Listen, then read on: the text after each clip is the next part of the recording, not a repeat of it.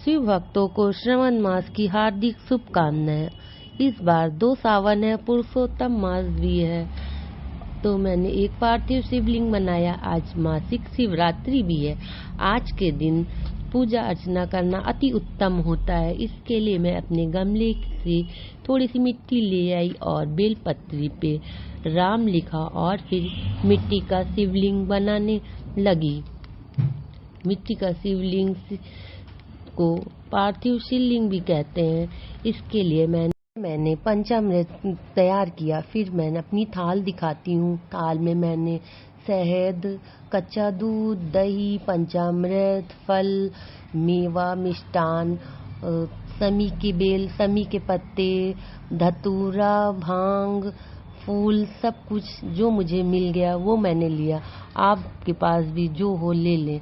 इसके बाद मैंने 21 दाने साबुत चावल लिए, दोनों प्रकार के चंदन लिए और इस तरह से मेरी प्लेट तैयार हो गई। और मैंने 2 घी के दीपक भी लिए, एक मैं शिव शंकर जी पर और एक मैं गणेश जी पर जलाऊंगी। थोड़ी सी रोली भी मैंने ली।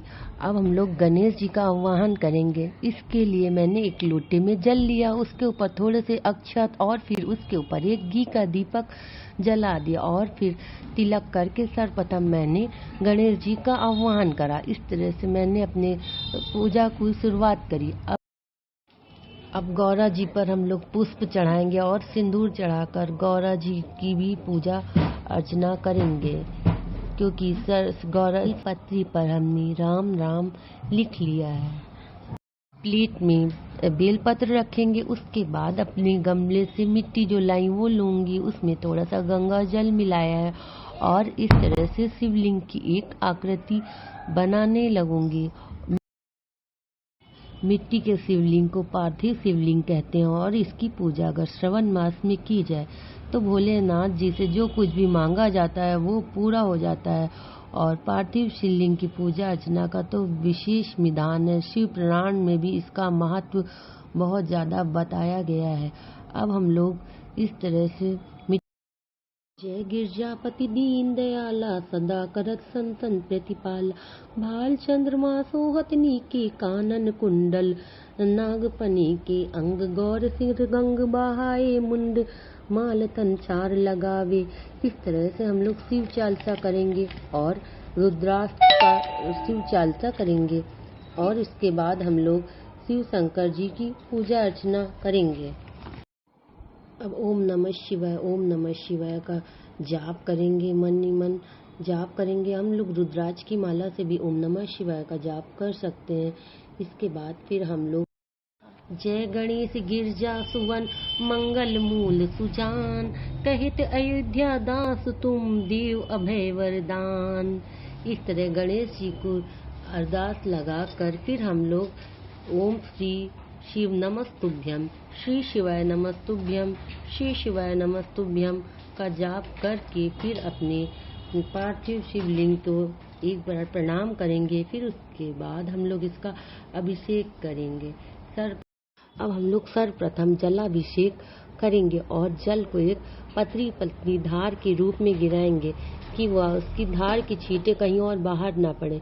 इस तरह से ओम नमः शिवाय का जाप करते करते हम लोग जल का अर्पण करेंगे। जल से अभिषेक करने के बाद दूध से अभिषेक करेंगे।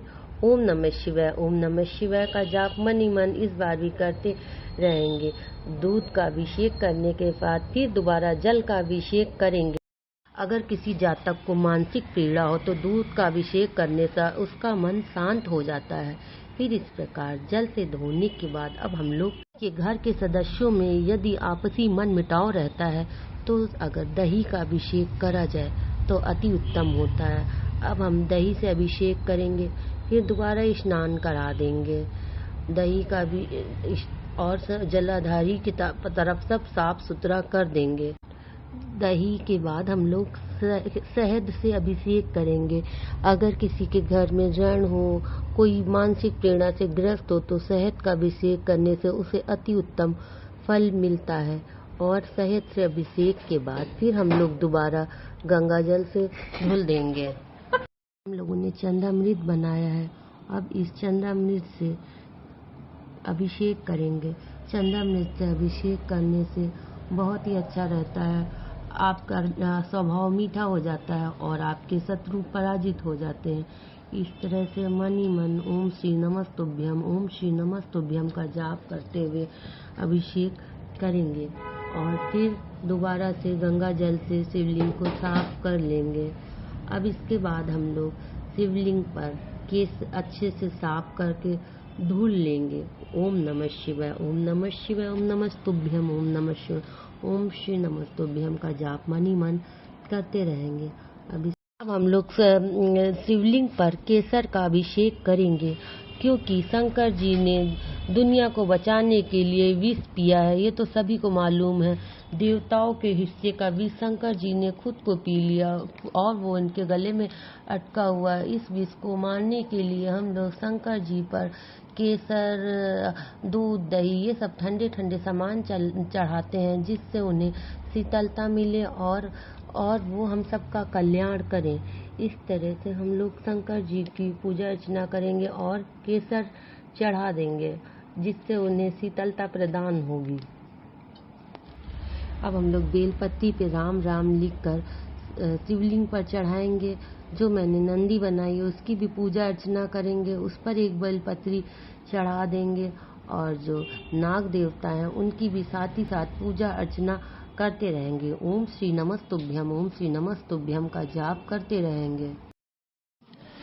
इस बेलपत्री चढ़ाने के बाद हम लोग धतूरा धतूरा चढ़ा देंगे और उसके बाद हम लोग को जो भी आपके पास फल हो आप चढ़ा सकते हैं। मेरे पास सेब था, खीरा, अनार, 4 तरह के फल थे, तो मैंने चारों तरह के फल चढ़ा दिए। आपके पास जो भी फल हो आप चढ़ा दीजिए मन ही मन, बस आपका भाव अच्छा होना चाहिए। मैंने मीठे मखाने भी बनाए थे, वो भी मैंने शंकर जी पर अर्पित कर दिए। ओम श्री नमस्तुभ्यम करके अंत में मैंने सफ़ेद पुष्प चढ़ाकर शंकर जी को साक्षात नमन किया। और मैं इस तरह से अभिषेक करने के बाद पार्थिव शिवलिंग की अब हम लोग शिव शंकर जी की आरती करेंगे। पहले गणेश जी की आरती होगी, उसके बाद ओम जय शिव ओंकारा आरती करेंगे और आरती करने के बाद झुककर श्री शंकर जी को प्रणाम करेंगे और ही नाथ ज्ञानी अंजान बालक विश्वनाथ महेश्वर करके कृपा दीजो दारस अविनाश शंकर सुंदरम। यानी कि मैं एक बालक हूँ, मैं अबोध हूँ, मेरे द्वारा की गई पूजा स्वीकार करिए और इस पूजा में मुझसे जो कुछ भी त्रुटि हो तो मुझे नादान बालक समझकर माफ़ कर दीजिए। इस तरह से शिव जी की स्तुति करके उन पर श्रद्धा करें और अपने लिए और सबके भले के लिए भगवान से प्रार्थना करें। भोलेनाथ अति दयालु हैं। श्री भोलेनाथ जी एक लोटे जल से ही प्रसन्न हो जाते हैं और शीघ्र सबकी मनोकामना पूरी कर देते हैं। इसके बाद हम लोग शाम को भी शंकर जी की आरती करेंगे और फिर दूसरे दिन हम लोग श्री शंकर जी को ये पार्थिव शिवलिंग को गंगा जी में जाके इनको विसर्जित कर देंगे। बोलो ओम नमः शिवाय ओम नमः शिवाय। जय श्री शंकर की जय। हर हर महादेव हर हर महादेव। भोलेनाथ सबकी मनोकामना शीघ्र पूरी करे।